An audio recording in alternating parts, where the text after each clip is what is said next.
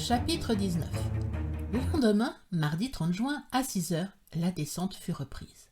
Nous suivions toujours la galerie de lave, véritable rampe naturelle, douce comme ces plans inclinés qui remplacent encore l'escalier dans les vieilles maisons.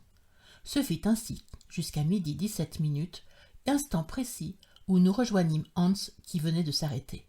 « Ah !» s'écria mon oncle, « nous sommes parvenus à l'extrémité de la cheminée. » Je regardais autour de moi. Nous étions au centre d'un carrefour, auquel deux routes venaient aboutir, toutes deux sombres et étroites. Laquelle convenait-il de prendre? Il y avait là une difficulté. Cependant, mon oncle ne voulut paraître hésiter ni devant moi ni devant le guide. Il désigna le tunnel de l'Est, et bientôt nous y étions enfoncés tous les trois. D'ailleurs, toute hésitation devant ce double chemin se serait prolongée indéfiniment, car nul indice ne pouvait déterminer le choix de l'un ou de l'autre. Il fallait s'en remettre absolument au hasard. La pente de cette nouvelle galerie était peu sensible et sa section fort inégale.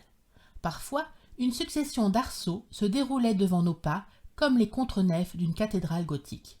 Les artistes du Moyen-Âge auraient pu étudier là toutes les formes de cette architecture religieuse qui a l'ogive pour générateur.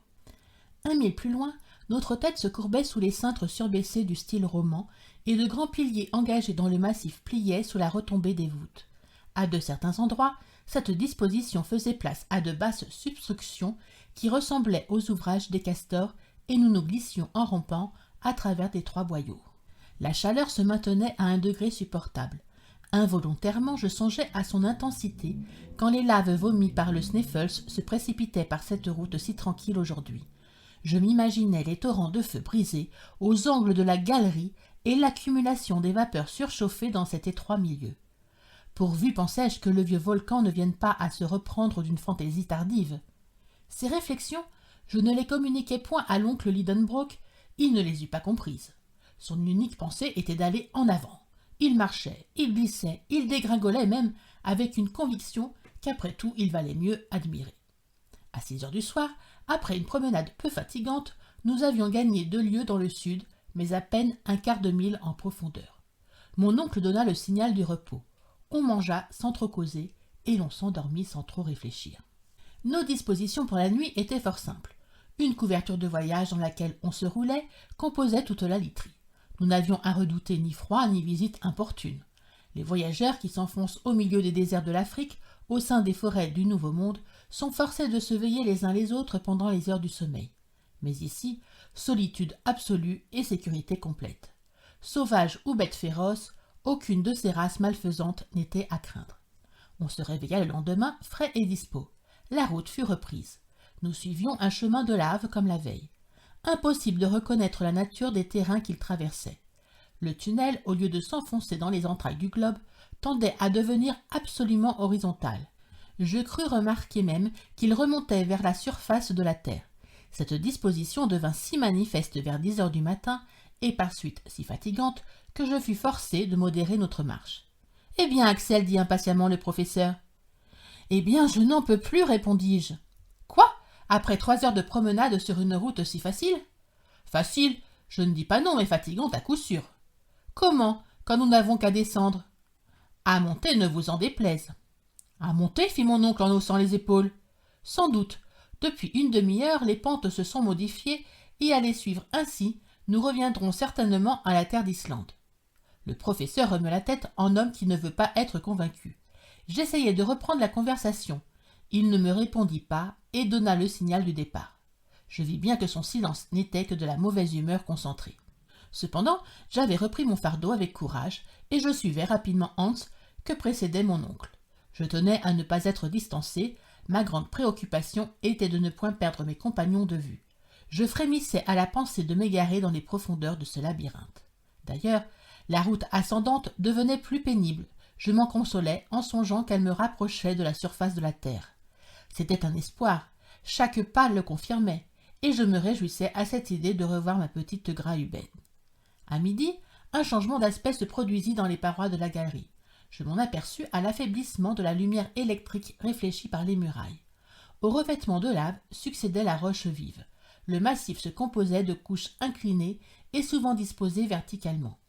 Nous étions en pleine époque de transition, en pleine période silurienne. C'est évident, m'écriai-je. Les sédiments des eaux ont formé à la seconde époque de la Terre ces schistes, ces calcaires et ces grès. Nous tournons le dos au massif granitique. Nous ressemblons à des gens de Hambourg qui prendraient le chemin de Hanovre pour aller à Lübeck. J'aurais dû garder pour moi mes observations, mais mon tempérament de géologue l'emporta sur la prudence, et l'oncle Lidenbrock entendit mes exclamations. « Qu'as-tu donc » dit-il.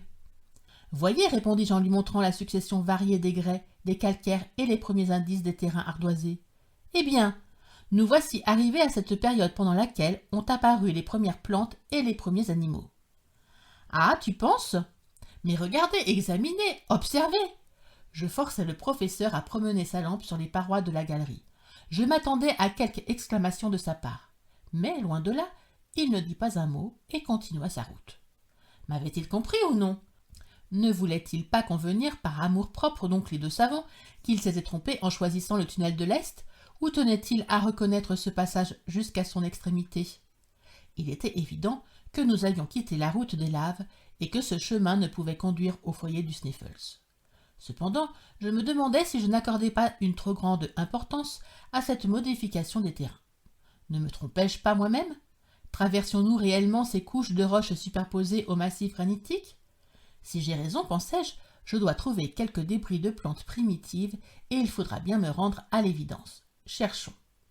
Je n'avais pas fait 100 pas que des preuves incontestables s'offrirent à mes yeux. Cela devait être, car à l'époque silurienne, les mers renfermaient plus de 1500 espèces végétales ou animales. Mes pieds, habitués au sol dur des laves, foulèrent tout à coup une poussière faite de débris de plantes et de coquilles. Sur les parois se voyaient distinctement des empreintes de fucus et de lycopodes.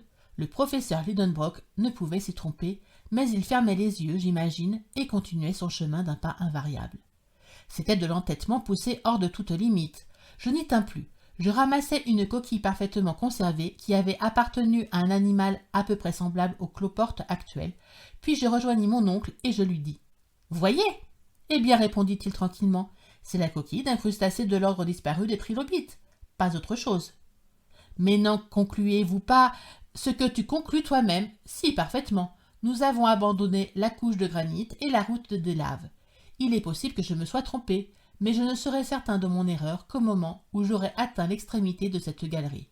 Vous avez raison d'agir ainsi, mon oncle, et je vous approuverais fort si nous n'avions à craindre un danger de plus en plus menaçant. »« Et lequel ? » »« Le manque d'eau. » »« Eh bien, nous nous rationnerons, Axel. »